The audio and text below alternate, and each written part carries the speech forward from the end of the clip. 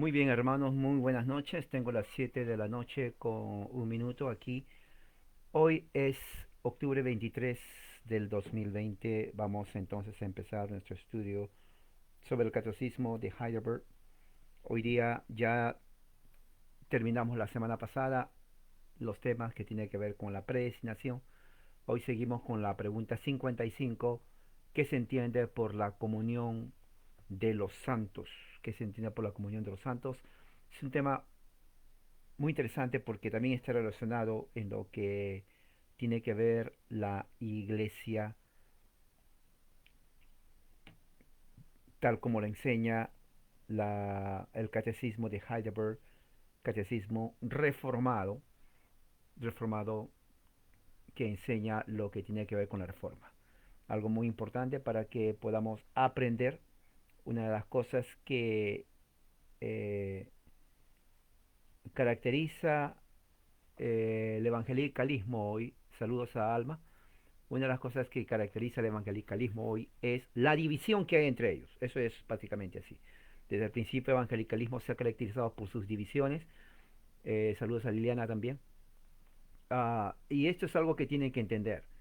Sí, cuando yo hablo con evangélicos, y yo no nací ahí, nací en un hogar católico romano, pero trabajé con ellos bastante. Por años, los conozco. He llegado al punto en cuanto a sus doctrinas, al origen de ellos. Una de las cosas, por ejemplo, este mes se celebra el mes de la Reforma, 31 de octubre, cuando 1517 el monje agustino Martín Lutero sacude al mundo, empieza lo que se llama no solamente reforma, pero es una revolución, realmente fue una revolución. Saludos a nuestra hermana María Teresa. Es una revolución, tienen que entenderlo así. ¿Por qué revolución? Reforma, revolución. Reforma en el sentido de ellos nunca quisieron formar sectas. ¿Ok? Eso se tiene que entender en claro.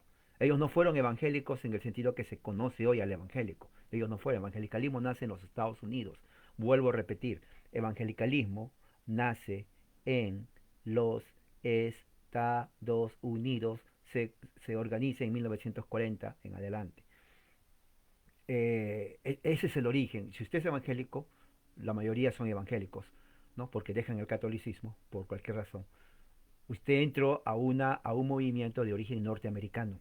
Eso tiene que entender. No es reformado, ¿ok? No es reformado. Vuelvo a repetirlo otra vez. No es reformado. Porque no reformaron nada. Ellos no protestaron contra nada. Simplemente uh, diríamos, se organizaron porque había muchas congregaciones independientes. Sí, independientes. Cada uno tenía su pastor y cada uno hacía eso, lo que creían. Entonces se organiza. Es más, inclusive la Organización Nacional de Evangélicos en los Estados Unidos, que se organizó en 1940, son tantos los que están ahí que uno diría, bueno, pero ahí están unidos en la organización. No, el hecho de que estén organizados no implica que están unidos. No, no, no, no. Porque dentro de ellos hay quienes creen en el bautismo de infante y otros no. Y sabemos que dentro del evangelicalismo, ellos no solamente rechazan el bautismo de infantes, sino que dicen que es antibíblico y dicen que es papista. Sí, entonces póngase a pensar, ¿cómo van a estar unidos en una organización cuando hay aquellos que dicen que el bautismo de infantes es del Papa? Entonces yo, no hay organización, exactamente, no hay. Entonces, nadie nació en 1940 hasta, al menos que yo sepa, a menos que alguien tenga 80, 90 años. Pero cuando en México, Centro y Sudamérica, cuando entra, usted en algún momento de su vida, ¿no? Quiso cambiarse de religión y optó por el evangelicalismo o pentecostalismo, porque eso es cambiarse de religión. Pero la religión que se acepta, el origen, es norteamericano. Tal vez usted no sepa en ese momento, pero es norteamericano, norteamericano. Entonces, y tengo que decirlo porque tienen que saber los orígenes de donde usted es. El bautistas no son norteamericanos, vienen de Europa. Ellos vienen de Europa justo al mismo tiempo en donde surge durante el siglo XVI, ¿no? En Alemania. Y claro, ellos rechazaron no solamente al catolicismo, pero también a la reforma. O sea que, aunque hayan sido, diríamos, originados de Europa, no son reformados. No son reformados. ¿Ok? Claro, vienen a Estados Unidos igual que los reformadores, igual que los presbiterianos, igual que los teólogos anglicanos, puritanos. Y en Estados Unidos entonces hay, cambia ahí, cambia. En cierta forma cambia. Pero no tanto. Pero ya después, en el siglo XIX, entonces, al final del siglo XIX comienzan ya movimientos independientes, totalmente alejados, no solamente de la reforma, pero del puritanismo. Entonces son ellos que entrando el siglo XX, 1906, 1910, 1920, 1930, forma evangélicos. Evangélicos, ¿ok? Yo no sé si en México, por ejemplo, usted puede hacer un Google, ¿no? Y decir y poner cuándo entró el evangelicalismo a México. Y va a ver los años, va a ver. Ahora, no confundan, porque muchos confunden protestantismo con evangelicalismo. No es lo mismo. No es lo mismo. Y dicen, bueno, pero mira, aquí entró la iglesia presbiteriana en 1880. Sí, pero ellos no son evangélicos. Los presbiterianos no son evangélicos. Metodistas no son evangélicos. Bautistas no son evangélicos. Son bautistas, por eso se llaman bautistas. Y bautistas existieron desde el siglo XVI, ¿no? Pero evangélicos, pentecostales, es diferente. Es totalmente diferente. ¿Ok? Entonces, si usted hace Google cuando entró la primera iglesia evangélica, van a ver los años, van a ver, vean en qué ciudad, en qué pueblo en México, por ejemplo, entró. Menciono México porque es el país más grande, ¿no? Pueden hacerlo también en Colombia, ¿no? Yo tengo aquí el libro de, miren, ¿dónde está? Aquí lo tengo. Aquí está. Historia de la Iglesia Presbiteriana en el Perú. Aquí está, miren, muchas páginas, ¿no? Y aquí dice, ¿no? No es el tema de hoy, pero cuando estuve en Perú esta vez, lo compré del mismo autor, ¿no? El pastor Pedro Merino Boy, ¿no? Y aquí habla justamente cuando vienen a Perú, ¿no? Los presbiterianos, ¿no? Y luego, poco a poco, comienzan ellos a introducirse. eh, Aquí está. Cuando ya después comienzan ya otros grupos evangélicos a venir, y los presbiterianos que vinieron eran de Escocia, porque prácticamente ahí es donde nace el presbiterianismo.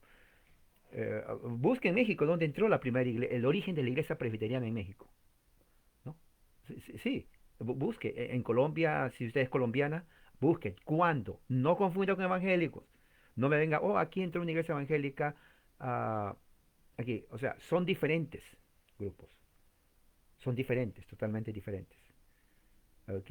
Lo pueden hacer también en otros. Muchos se confunden y me dicen, no, pero mira, aquí entró en 1800. Bueno, asegúrese que sea evangélico. No estoy hablando de protestantes, de metodistas, no estoy hablando de episcopales, no estoy hablando de... alguien me dice qué significa la palabra evangélico, pastor. Sí, vamos a hablar. Pero solamente como introducción. El tema ahora tiene que ver con el catecismo, Manuel, pero lo voy a decir. Así que, en lo que tiene que ver con la comunión, ¿no? Con la comunión de los santos. Vamos a ver lo que dice eh, ah, el catecismo de Heidelberg. Pregunta 55, y lo voy a poner. ¿Qué se entiende? Vamos a ver aquí.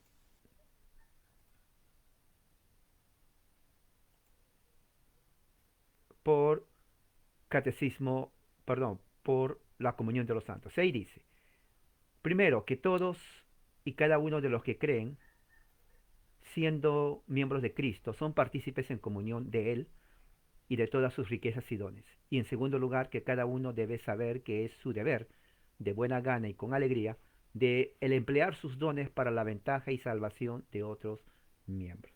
Ahora, esto es la definición que hace el catecismo en cuanto a la comunión de los santos.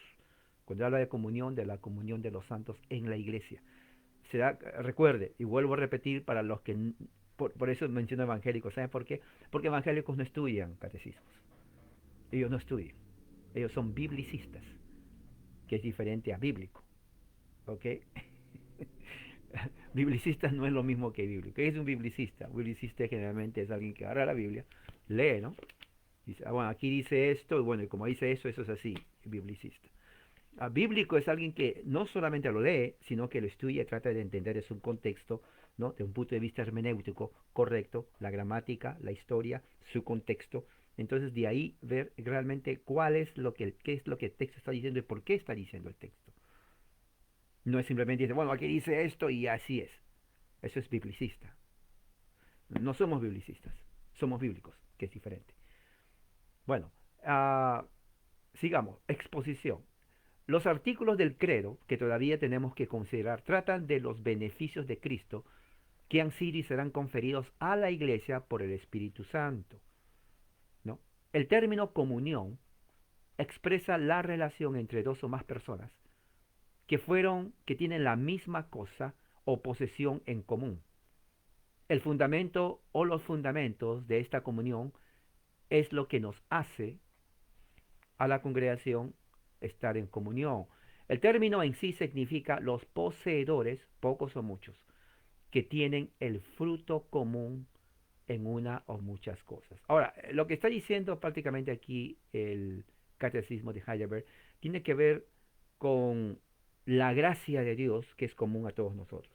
Ahora, gracia es un don de Dios, porque Él nos lo otorga, ¿no? Sin que hayamos hecho un mérito para obtener, sin que no tengamos, diríamos, algo intrínseco que merezcamos y que Dios se siente en la obligación de darnos. Dios no está en la obligación de darnos. Si nos da es justamente por gracia. Entonces, una de las cosas que nos da por gracia es los dones. Dones es regalo, ¿no? Son, diríamos, capacitaciones, habilidades, pongamos así, para el creyente en Cristo, o cristiano, bíblicamente hablando, para hacer o usarlo para la gloria de Dios dentro del contexto de iglesia. Cuando una cosa quiero que entiendan así. Cuando Pablo habla de dones del Espíritu, porque es el que habla mucho, él tiene en su mente figuras literarias, como por ejemplo, en el caso de dones, un árbol. Lo que da fruto es un árbol, es una planta. Generalmente en el reino vegetal son la vegetación, los árboles, que dan fruto. ¿No? Árboles de fruto, un árbol manzano da manzanas, un árbol de plátano da bananas, un árbol de naranjo da naranjas y así lo que corresponde a su especie. Entonces Pablo toma esa figura y dice, bueno, frutos del espíritu, ¿no? O sea, nuestro lenguaje muchas veces lo decimos, pero tenemos que entender por qué lo decimos. Fruto es el resultado, ¿no? Es la evidencia de lo que es el árbol. Por ejemplo, si hay un árbol y uno dice, ¿qué árbol será esto? O es de una fruta. ¿Pero qué fruta será esto? Bueno, la única forma de saber qué árbol es por el fruto, ¿correcto? ¿No? Si uno no sabe, no conoce de árboles, ¿no? Uno dice, ¿pero qué árbol será esto? El que conoce de árboles de fruto prácticamente no tiene que esperar que ver el fruto, ¿no? Porque tanto trabaja y conoce de árboles que dice, bueno, este árbol es de manzano, este árbol es de naranjo, este árbol es de esto, de limón, de así. Porque ya conoce por las hojas, por el tronco del árbol, por las características, ¿no? Físicas del árbol, uno sabe qué cosa es. Eh, pero si no, entonces hay que esperar que el árbol dé fruto para saber qué árbol es. ¿Se dan cuenta? Entonces Pablo toma esa figura y dice, el fruto del Espíritu. Lo que está diciendo es simplemente las características de nuestra vida. El fruto es una forma, una figura literaria de decir en el lenguaje moderno, las características externas de nuestra vida cristiana se ve en el carácter y en todas las características que juntas externamente uno puede decir es cristiano, es cristiano. ¿Por qué? Porque uno no conoce el Espíritu Santo en uno. O sea, nadie puede decir, bueno, yo vi el Espíritu Santo, mide 3 metros, es gordito. No, no existe eso. Si alguien le dice a usted, oh, yo tengo el Espíritu Santo, bueno, nosotros no vemos ese Espíritu. No sé si está en su cabeza, en el hombro, no sabemos. Él cree, tal persona cree que tiene el Espíritu. Entonces, ¿cómo uno puede decir ah, o hacer una evaluación, diríamos? Es en base a su acción, palabras y pensamiento. ¿Cómo conocer una persona? Por sus acciones, por lo que dice, por lo que piensa, sus características. Todo eso son justamente las evidencias de una persona que es. Ahora, esto es muy importante porque tenemos que pensar bien. Hay personas, o sea, la moralidad y la ética nos ayudan a nosotros a hablar, a pensar y a actuar. Hay personas que tienen una moral y una ética, aunque no sean de la religión de uno. Por eso que cuando alguien dice, oh, él no es cristiano, cuando dice no es cristiano, en su mente está incluyendo a la Iglesia Católica Romana porque ellos son cristianos. Alguien puede decir, no, no lo son. Bueno, si no lo son, entonces nunca hubo iglesia. Porque los pentecostales aparecieron en 1906. Antes de los pentecostales, entonces que no hubo cristianos. Los evangélicos, 1910, se formaron en 1940, antes que aparezcan ellos, no hubo cristianos. Entonces hay que saber, cuando ellos dicen cristianos, yo digo, ¿a qué secta vas? Y se enojan conmigo. No, no tienen que enojarse, porque secta es un sector, ¿no? Busquen diccionario. Ok, lo voy a hacer para que se enojan. O sea, la gente se enoja porque ah, no saben la definición de las palabras. Por ejemplo, secta, ¿no? ¿No? Es un grupo de personas de algo diferente, ¿no? Con diferentes creencias religiosas. Pero también significa, ¿no? Una sección de todo un universo. Separación, ¿no? Pedazo, algo que pertenecía a algo entero, pero que ahora está separado. Un ejemplo claro es, por ejemplo, vamos a poner aquí, no sé si ven aquí, no sé si ven, a ver, ahí está. Esta es una pizza, ¿ok? Esta es una pizza, no sé si lo ven, voy a poner a ver cómo lo pongo. Esto, no, esto tampoco. Ok, bueno, esto mismo, ¿sí? No sé si ahí está. No sé si lo pueden ver aquí. Ok, esta es una pizza. Bueno, somos 10 personas. ¿Cómo podemos comer la pizza? Bueno, la forma más lógica es partirlo en 10 pedazos. Bueno, vamos a partirlo en 10. Uno, 2, 3, 4. Uno, 2, 3, 4, 5, 6, 7, 8, 9 y 10. Ya está.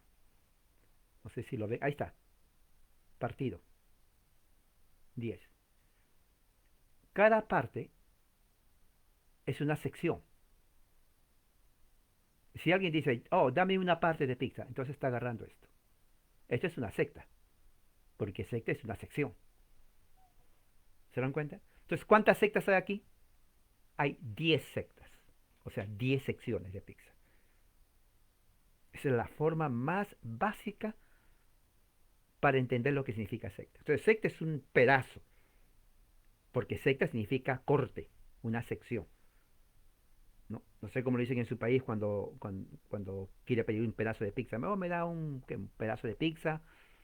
Pero ¿qué si usted va y le dice a la pizzería, oiga, yo quiero 2 sectas de pizza? La gente le va a mirar, le va a decir, de qué estás hablando? Claro, porque no entiende que secta significa eso. Es un pedazo, o sea, un corte de pizza. Eso es una secta, o sea, una sección. Eso es, eso es. Entonces, dentro del evangelicalismo existe eso. Secciones. Ok, si no les gusta secta, ok, déjenme hablar. Secciones. Son grupos seccionados. Seccionado significa eh, cortado. Dice, ¿cómo vas a cortar? Claro, son cortados. Por ejemplo, cuando uno estudia la historia del pentecostalismo, el pentecostalismo se ha dividido en sectas, ¿entiende? ¿Ya ve? Se ha dividido en secciones. secciones, grupos, cantidad de grupos pentecostales, cantidad. Y uno diría, bueno, ¿por qué si todos creen en el bautismo de hablar en lengua? Bueno, porque la más clara definición es que algunos creen en la Trinidad y otros no. Pentecostalismo.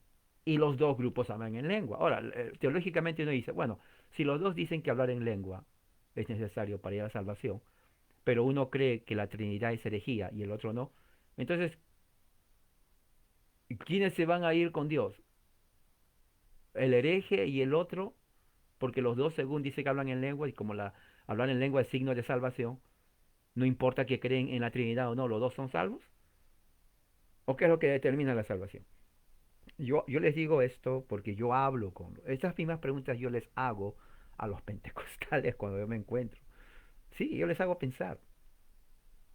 Y ellos mismos se confunden en sus respuestas. Yo no les confundo. Ellos se confunden, ¿no?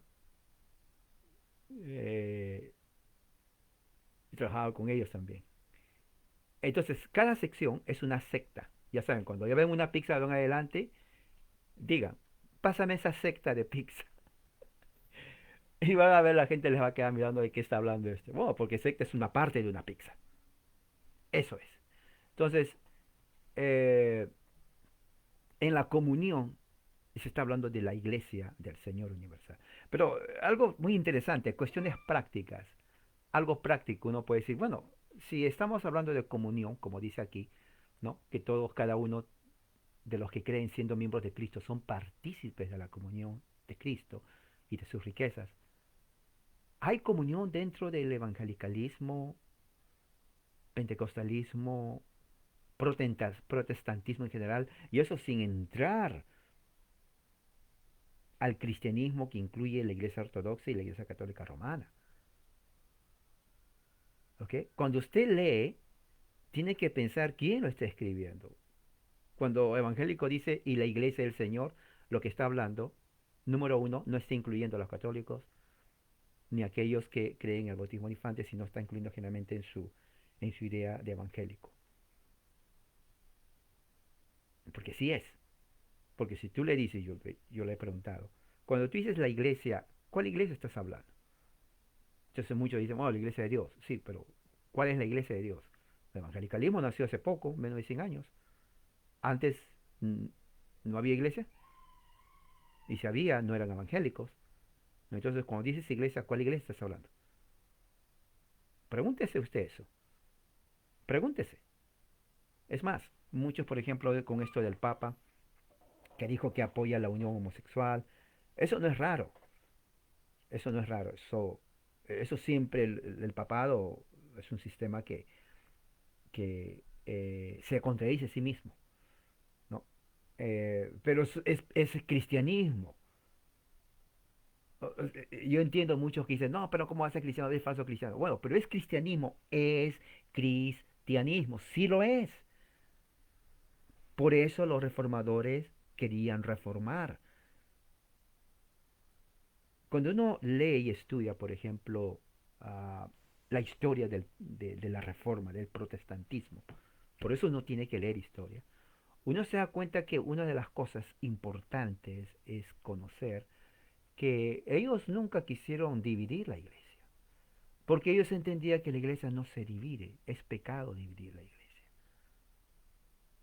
Jesús oró en Juan 17 que todos sean uno como tú y yo somos uno. Ahora, cuando dice uno, él está hablando hace más de 2000 años. No había evangélicos en ese tiempo. Sin embargo, muchos evangélicos de este siglo, que nacen en este siglo en Estados Unidos, en México, Centroamérica, cuando oran así, ellos oran entre ellos, o sea, que todos seamos uno, o sea, todos quienes, nosotros. Sí, pero la iglesia, Jesús no oró así, él tenía en mente diferente, él no pensó eso. Y aunque muchos no lo acepten, está hablando de toda la iglesia católica es una iglesia histórica, que hay cosas ahí que van en contra y hubieron papas herejes, sí, claro, enseñanzas que contradicen, diríamos, lo que la Biblia enseña, hay cosas que no están en la Biblia. Ah, aquí tener también mucho cuidado. ¿Se acuerdan que ayer les dije, les puse acerca de ese audio que alguien dijo, bueno, ni el Papa es la autoridad, ni los pastores son la autoridad? Ese es evangélico. Cuando yo leo eso, ese es típico evangélico. Dice solamente la Biblia. Sí, sí, sí, nadie está negando. O sea, es la falacia del hombre de paja. ¿Qué es falacia del hombre de paja? O sea, crean un argumento que nadie habla y ellos contradicen o según ellos refutan su propio argumento. Por eso es diálogo de paja, o sea que no tiene fundamento. Pero nadie está diciendo eso. Que yo sepa, nunca he dicho que el Papa o los pastores evangélicos tienen más autoridad que la Biblia, no sé. Muchas veces la gente pone cosas, y claro, los borregos dicen amén, amén, amén, amén, amén, amén, y son mismos evangélicos que dice, Saúl dice shalom, aleje. Sí, sí, sí, claro. Ahora, pero cuando dicen, por ejemplo, y esto es muy importante, no sigo al Papa, al pastor. Uno dice, ok, sí, pero explica más. Oh, sí, solo sigo la Biblia. Pregunta rápida. ¿Cómo interpretas la Biblia? Si tú sigues solamente la Biblia y la Biblia dice, si tu ojo es ocasión de caer, sácalo, ¿te lo vas a sacar? Oh, no, no, no, eso es figurativo. Esa es la cosa donde quiero llegar. ¿Por qué otras cosas ellos dicen que es literal? Y cuando es literal tampoco saben definir qué es literal y lo voy a decir por qué. Hombre. Pero ¿por qué ese mandato que hace Jesús, si tu ojo es ocasión de caer, sácalo? ¿Por qué dicen que es literal? Claro, porque nadie lo va a hacer. Entonces, como nadie lo va a hacer, y me dice, ah, no, Jesús no quiere decir eso. ¿Cómo sabes que no quiso decir eso? ¿Qué si realmente quiso decir eso? Y tú al no hacerlo, pues tienes miedo de hacerlo. ¿Por qué dije de que es el literal, inclusive cuando es literal, no saben aplicarlo? Porque cuando dice, el que quiera venir en pos de mí, tome su cruz y sígame. Y se dan cuenta y muchos vemos, sí que hay que tomar la cruz de Cristo. Pregunta, ¿quiere decir que tengo que comprarme una cruz de madera, por ejemplo, de qué? 2 metros. No tan pesada porque me puede lastimar el hombro. Y Jesús dice, el que quiera venir en pos de mí, tome su cruz, o lo voy a comprar aquí 10.000 pesos y me lo pongo aquí y tengo que todos los días. Oh, no, no, no se refiere a eso. Sí, pero tú dijiste que tenemos que llevar nuestra cruz diariamente. ¿Qué es la cruz? Si no es eso, ¿a qué se está refiriendo Jesús? Oh, se está refiriendo a la burla, al vituperio de la gente. Ok, hay una cosa muy importante. Cuando al testigo se le dice hereje, él lo toma como burla. Y él dice, estoy tomando mi cruz. Claro, ellos no creen en la cruz, pero yo sí estoy tomando, digamos, mi madero y sigo a Jesús. Oh, no, pero ellos son herejes. Ok, entonces estamos entrando. Entonces, ¿para ti qué es llevar la cruz? Uno dice, bueno, mi enfermedad. Otro dice, mi esposo es mi cruz. Tengo que aguantarlo así de sinvergüenza que es. Ah, pero ese es el punto. O sea, cuando evangélicos dicen, oh, y está en Facebook, ¿no? Dicen, oh, la Biblia dice esto, que los frutos. O sea, hablan, ponen cosas. Por eso yo no les doy importancia. Honestamente, no les doy importancia. Porque la pregunta es, ¿cuál fruto estás viendo tú? Si es, por ejemplo, el fruto de no tomar, hay mucha gente que no es evangélica y no toma. Mormones no toman. O sea, están dando un buen ejemplo. Oh, pero ellos son herejes. Sí, pero tú estás diciendo que el que no toma es fruto del Espíritu, o sea, que no toma.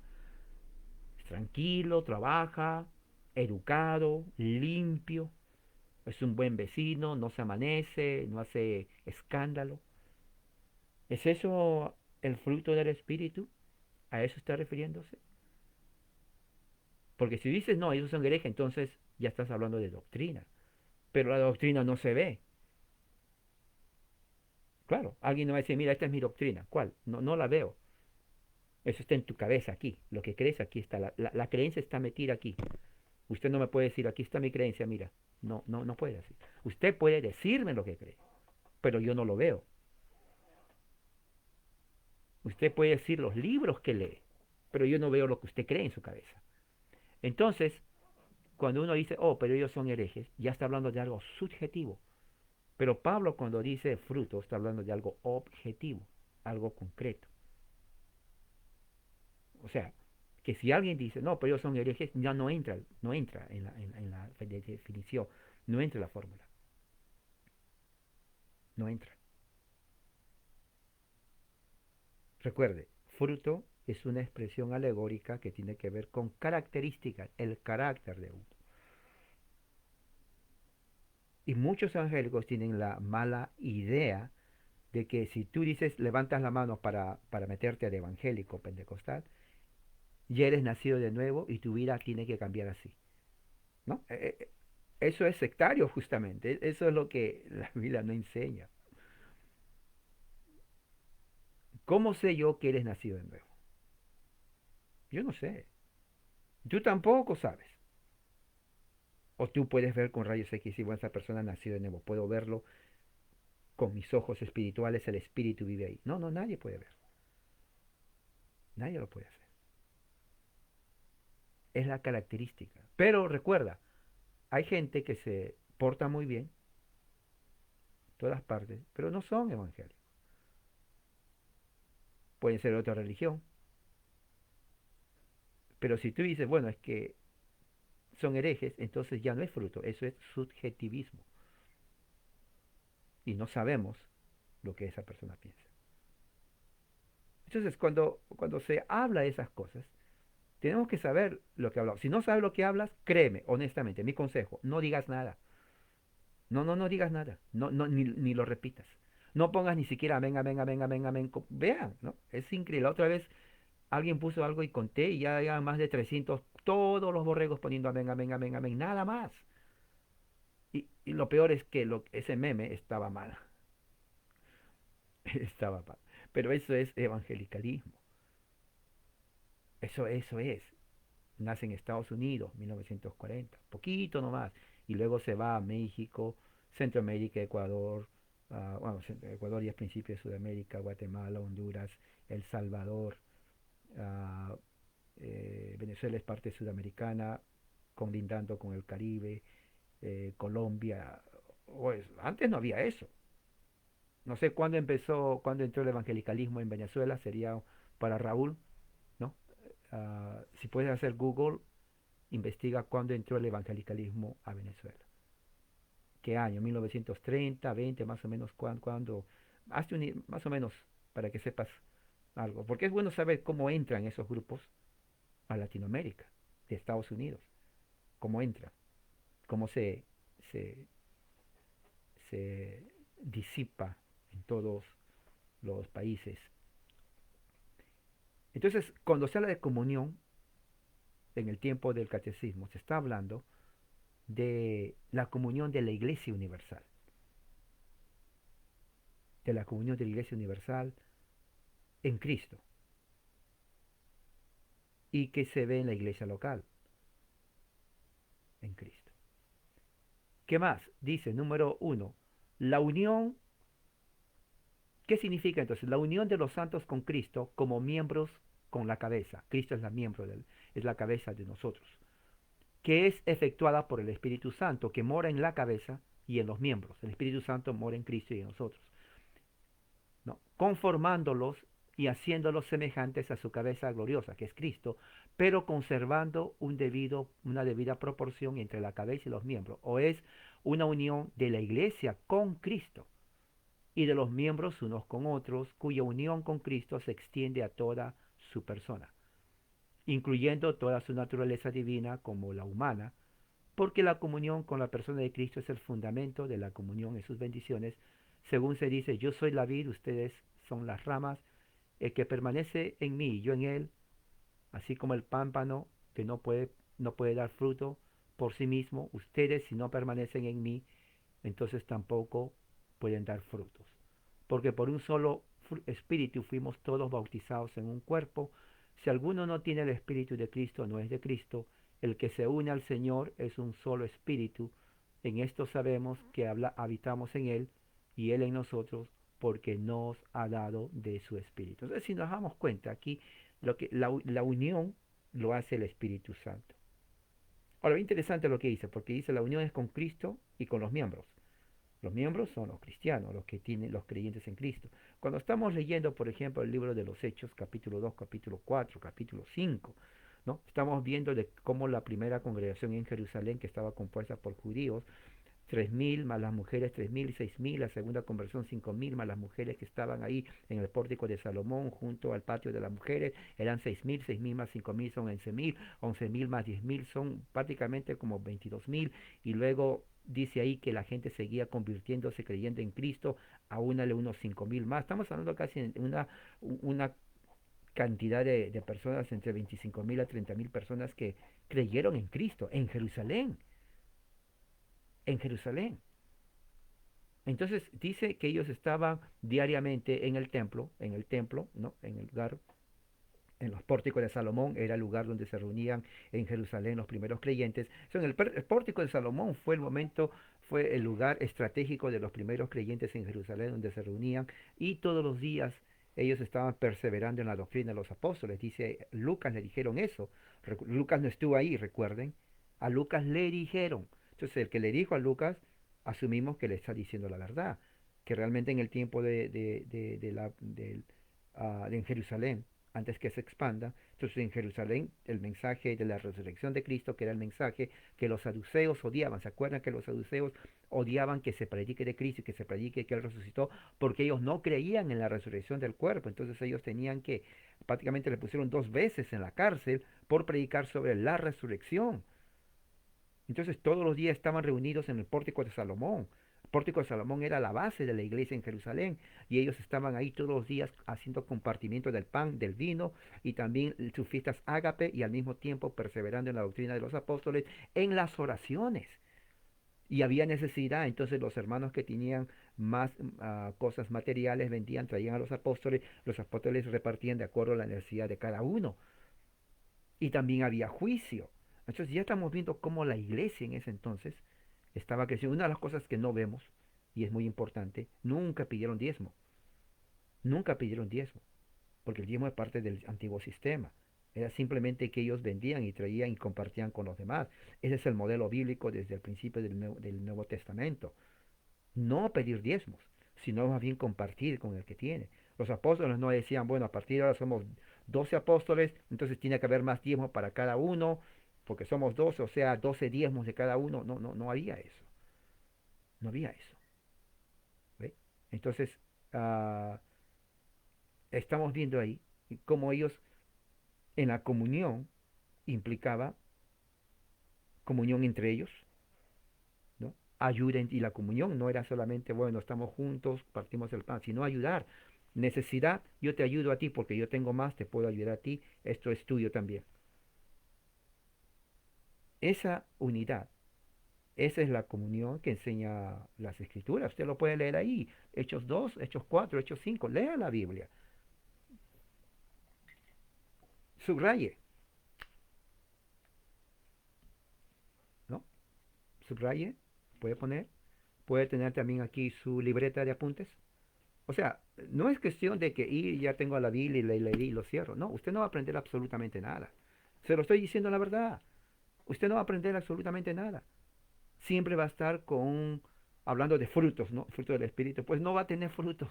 O sea, ese árbol se está secando las raíces y el carácter de usted no va a reflejar el de un cristiano. Es que es la verdad.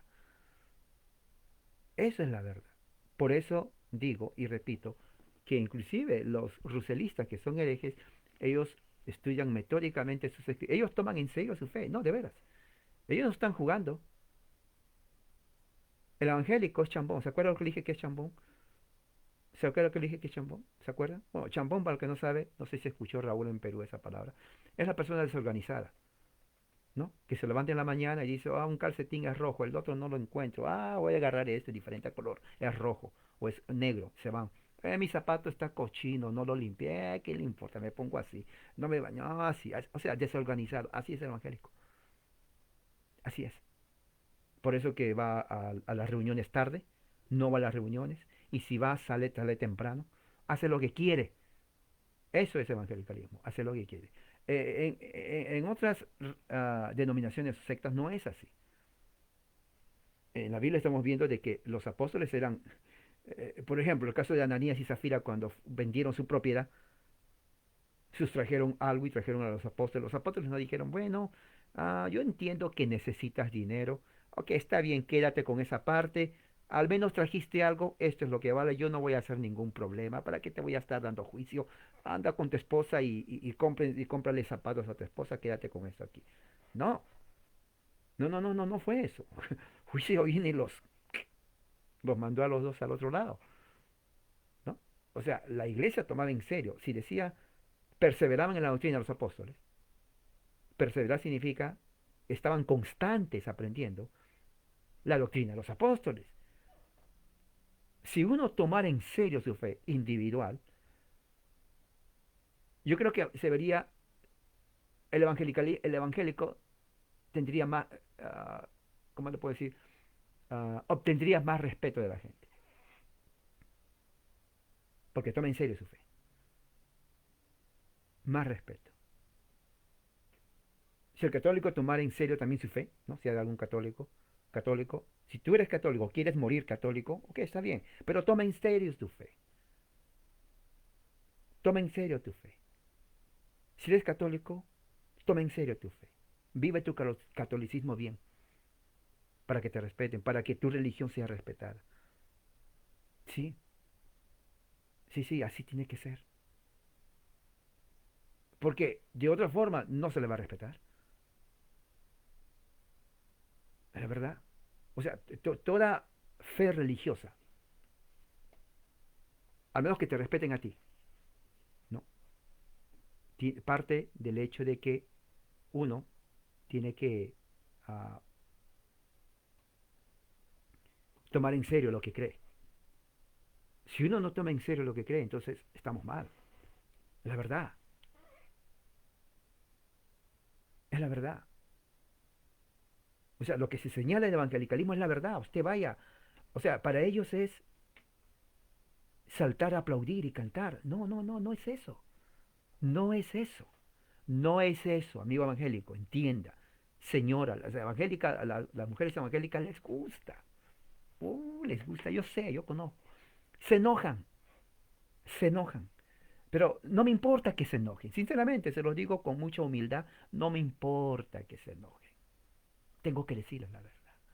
Lean las escrituras. Estudien las escrituras. No es aplaudir y poner así, no es eso. Eso le enseñaron los evangélicos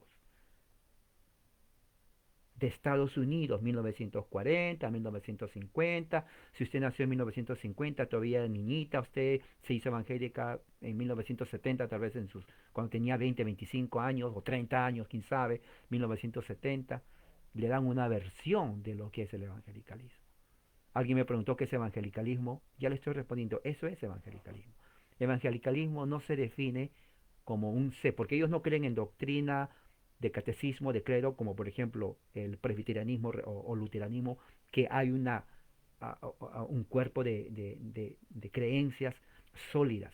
Evangelicalismo no tiene eso. Evangelicalismo, uno cree lo que tú quieres. Es la verdad, es la verdad. El pastor predica una cosa y los evangélicos creen totalmente diferente. Es cierto. Por eso que para ellos es fácil ir de un lugar a otro lugar, a otro lugar, a otro lugar. Saltan como saltamontes, de un lugar a otro. Porque según ellos creen de verdad. No me importa la iglesia que tú vayas, si detrás del Calvario tú estás, si tu corazón es como el mío, dame la mano y besarás mi hermanote. Ellos creen eso. O sea, no hay, creo, no hay algo serio, sinceramente. No se enoje. Es la verdad. Usted sabe que es la verdad. Por favor, sabe que es la verdad. Yo he trabajado con ellos. Entonces, cuando la Biblia dice comunión de los santos, está hablando de la iglesia universal, de la iglesia local. O sea, el catecismo en la edad, es una de las cosas de la reforma, si alguien me preguntó, ¿qué de bueno tiene la reforma? Bueno, una de las cosas buenísimas de la reforma, que empezó con Lutero y Calvino, es que hicieron los catecismos. Los catecismos, como estamos estudiando, nos ayudan a nosotros a creer y a qué no creer. Definir conceptos como la Trinidad, Dios, el Espíritu Santo, la Iglesia, la predestinación, la elección, la salvación, la glorificación, la exaltación, el perdón de los pecados, la comunión, los sacramentos, la liturgia, cena del Señor, bautismo. Todas esas cosas nos ayudan mucho a entender cuando uno estudia el catecismo. Eso nos ayuda a nosotros a entender, a diferenciarnos de otros grupos. Entonces, pero no se va a saber si uno no estudia. ¿Ok? Vuelvo a repetir, tome en serio su fe. Tome en serio su fe. La gente de afuera no sabe. Bueno, pero usted sabe, tome en serio su fe. Número dos, participación en todos los beneficios de Cristo, la misma reconciliación, redención, justificación, santificación, vida, salvación, pertenecen a todos los santos por y por Cristo. Tienen en común los beneficios necesarios para su salvación. ¿No? Efesios 4:4 dice, hay un cuerpo y un solo espíritu, así como sois llamados en una esperanza de vuestro llamamiento, un Señor, una fe, un bautismo. Eso es la unidad de la fe. Un Señor, una fe y un bautismo. No es que puedo ser miembro de tu congregación, tienes que bautizarte. Pero ya me bauticé en la iglesia de aquí de al lado que... No, pero eso es la iglesia de ellos, ahora tienes que bautizarte aquí otra vez. Pero si yo ya me bauticé, sí, pero ellos piensan algo diferente, aquí es diferente. Te bautizas, luego te sales, vas a otra iglesia. Oiga, ya vengo, ¿te bautizaste? Sí, me bautizaron. Oh, aquí tienes que bautizarte otra vez. Pero ¿por qué si ya? No, es que ellos piensan algo diferente. O sea, va a ser mi tercer bautismo, lo siento. Si ya se bautizó dos veces, aquí tercer bautismo, la tercera es la vencida. Así que ya no vaya, porque si va a otro lugar también la van a bautizar, cuatro bautismos. Eso no enseña la Biblia. Eso no enseña la Biblia. Dice, hay un cuerpo, un solo espíritu, como sois llamados en una esperanza, vuestro llamamiento, un Señor, una fe, un bautismo. Eso es lo que enseñan las Escrituras. Como fuiste llamados en una esperanza de nuestro llamamiento. Un Señor, una fe, un bautismo. O sea, eso es lo que fundamenta la unidad de la fe. Tres, la distribución de dones especiales, ¿no? Esos dones, ¿no?, particulares que se otorgan a algunos miembros de la iglesia para la salvación de todo el cuerpo, para la reunión de los santos, para la obra del ministerio, para la edificación de la iglesia, también son comunes a toda la iglesia. Sin embargo, al mismo tiempo están tan distribuidos entre sus miembros que algunos sobresalen en un tipo de particular de los dones y otros en otros aspectos. Porque hay diferentes dones del Espíritu y a cada uno de nosotros se nos da la gracia según la medida del don de Cristo. O sea, que en la iglesia donde nosotros, ¿no?, en la iglesia donde nosotros podemos participar, hacer uso de las habilidades espirituales que Dios nos da. Un don es una habilidad espiritual que Dios nos da. Cuatro, la obligación de todos los miembros de dedicar todos los dones que les han sido conferidos a la gloria de Cristo, su cabeza, a la salvación de todo el cuerpo y de cada miembro mutuamente.